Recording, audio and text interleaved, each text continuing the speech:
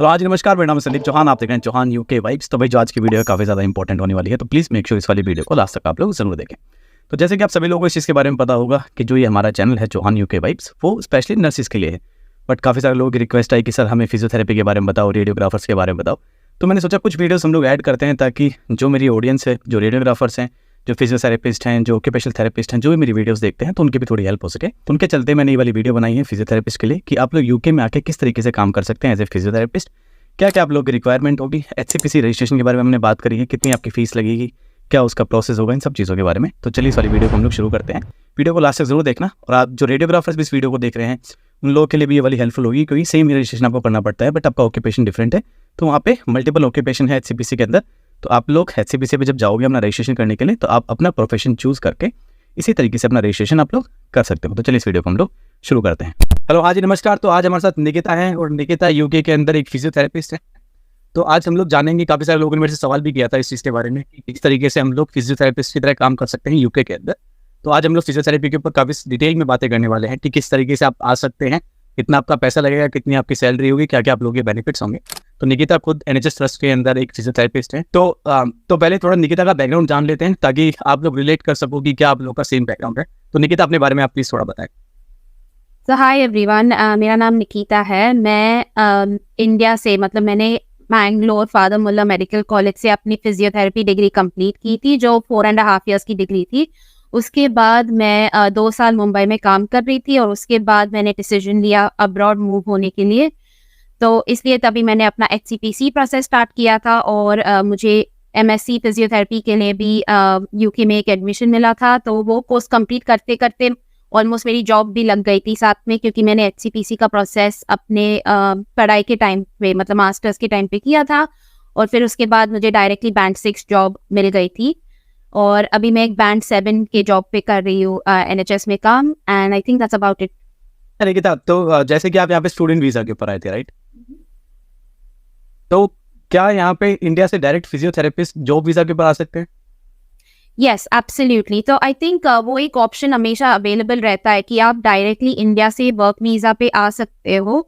The only important thing is कि आपको एचसीपीसी registration चाहिए रहता है, जो कि आपका लाइसेंस टू प्रैक्टिस है कोई भी अलाइड हेल्थ प्रोफेशन में। एचसीपीसी के अंदर 15 प्रोफेशंस आते हैं, जिसमें से एक ऑब्वियसली फिजियोथेरेपी है, बट बहुत सारे दूसरे भी होते हैं, जैसे कि dietitians, occupational therapist, speech and language therapist वगैरह।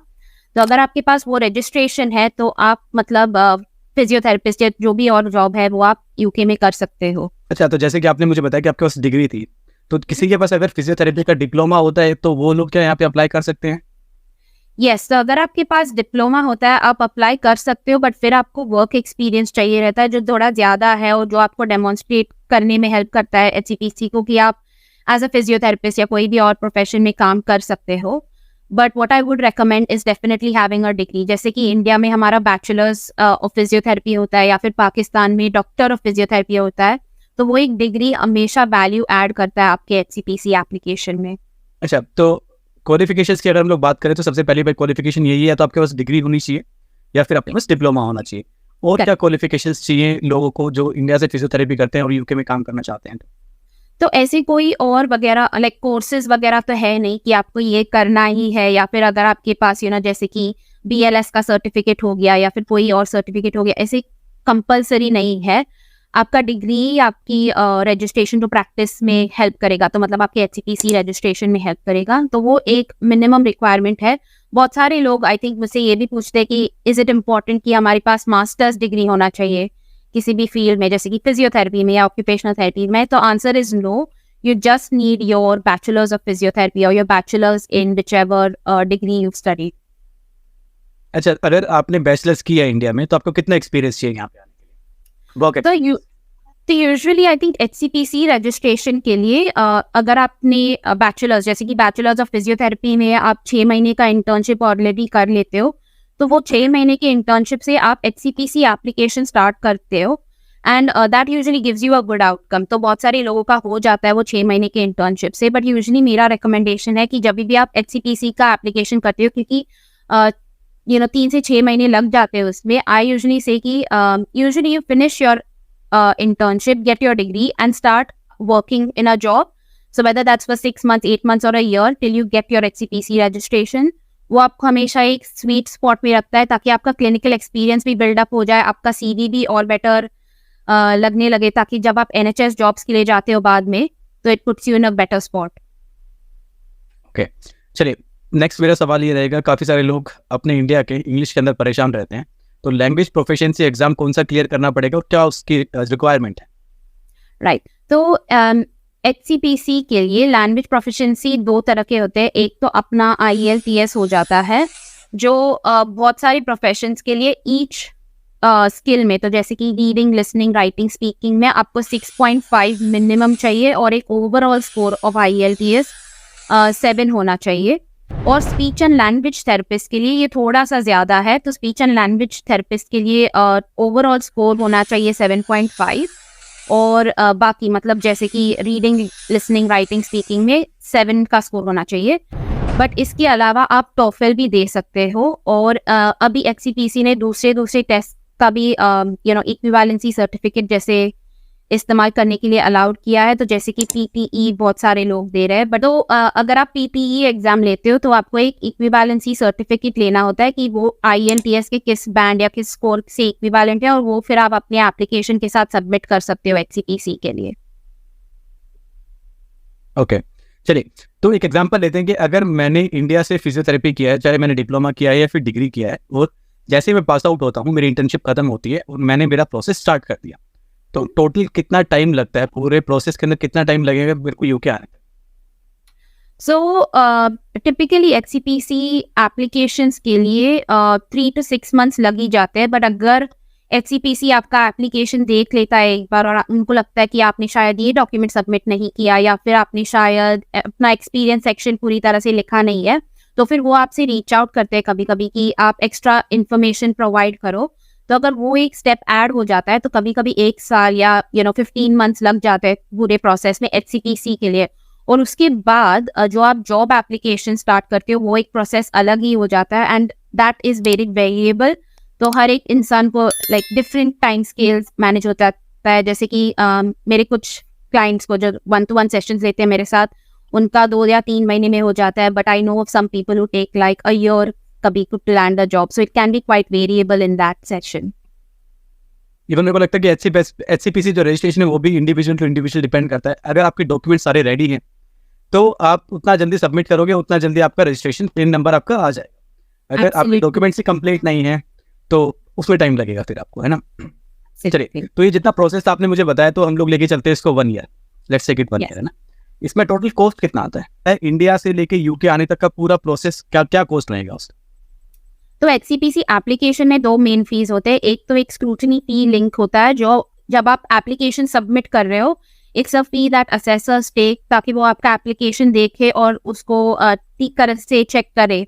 तो उसके लिए I think at the minute 640 pounds का फी है. और उसके बाद जब आप HCPC रजिस्ट्रेशन कंप्लीट करते हो तो वो आपको एक फाइनल लिंक भेजते हैं जहाँ पे आप रजिस्ट्रेशन फी भरते हो, और वो 2 साल का आप एक साथ भरते हो. तो it's almost 232 pounds for 2 years. So that makes it about, I don't know, कितना हो जाता है.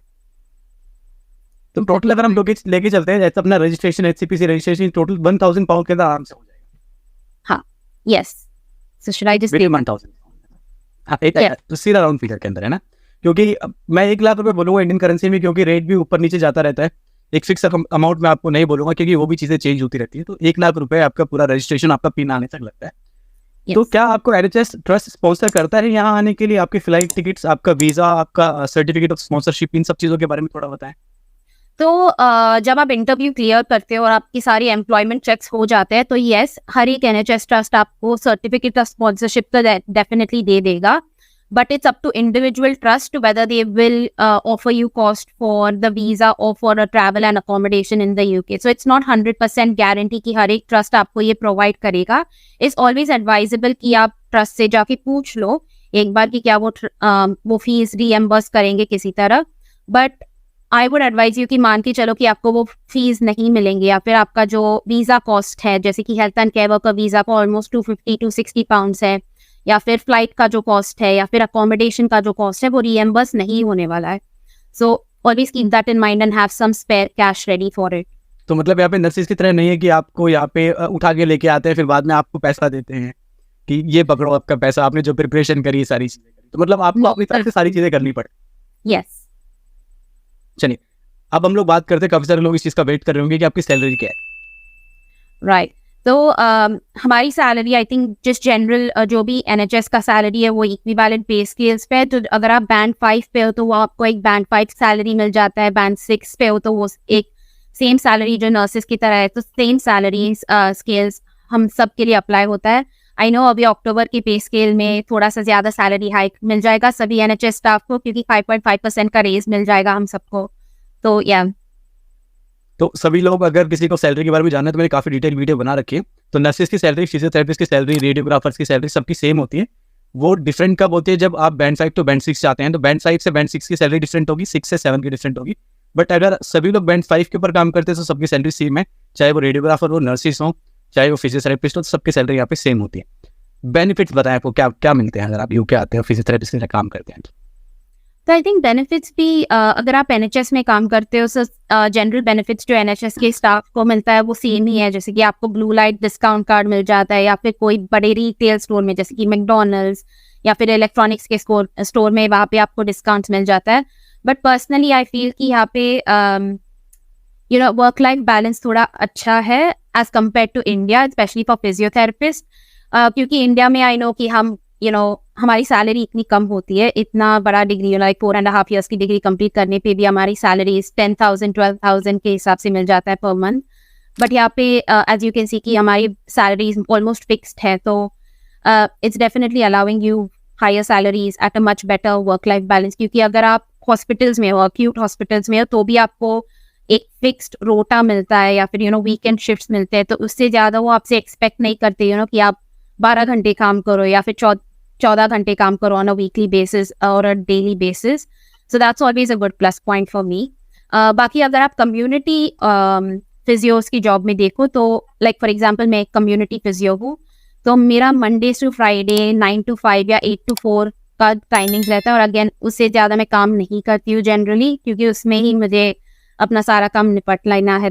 So I think it's definitely good in terms of work life balance for you to decide and build your family around it. चलिए आप exact नहीं बताएं, आप मुझे बताएं कि आपकी लास्ट मंथ की सैलरी कितनी आई थी, एक फिगर बता दें।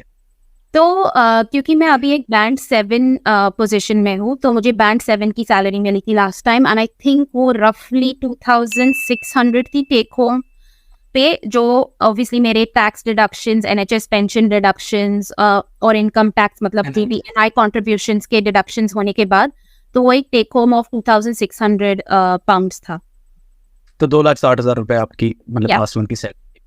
चलिए तो अगर हम लोग यहाँ पे सैलरी की बात करें तो सबकी सैलरी सेम है। और अगर हम लोग बेनिफिट्स की बात करें तो नर्सिस, हमारे जितने भी NHS के अंदर स्टाफ काम करते हैं, हम लोग सेम ही बेनिफिट यहाँ पे शेयर करते हैं। अपने एनुअल लीव्स, आपकी NHS की जो पेंशन है, ब्लू लाइट कार्ड जैसे कि इन्होंने बताया है, मैटरनिटी लीव, तो सारे बेनिफिट्स हम लोग सेम ही शेयर यहाँ पे करते हैं।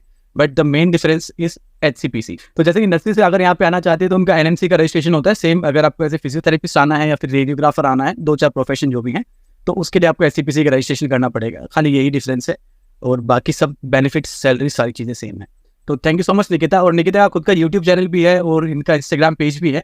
तो निकिता थोड़ा अपने चैनल के बारे में आप बताएं, ताकि जिन लोगों को भी डाउट है फिजियोथेरेपिस्ट के बारे में तो वो आपसे आगे पूछ सकें HCPC के बारे में। और 1-to-1 कंसल्टेशन भी एक तरीके से देती है निकिता।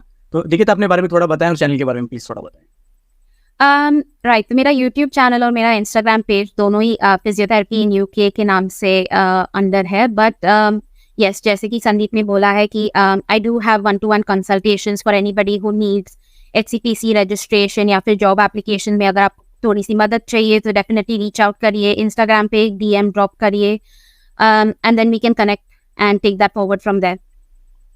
और निकिता मैं आपके जो चैनल का लिंक है वो डिस्क्रिप्शन में डाल दूंगा। और जो भी लोग ये वाली वीडियो देख रहे हैं, प्लीज़ डिस्क्रिप्शन चेक करना, ताकि आपको अगर बाई चांस निकिता के नाम से नहीं मिलता है उनका इंस्टाग्राम या फिर यूट्यूब, तो एटलीस्ट आप उस लिंक के थ्रू जाके आप उनसे कनेक्ट कर पाएँ।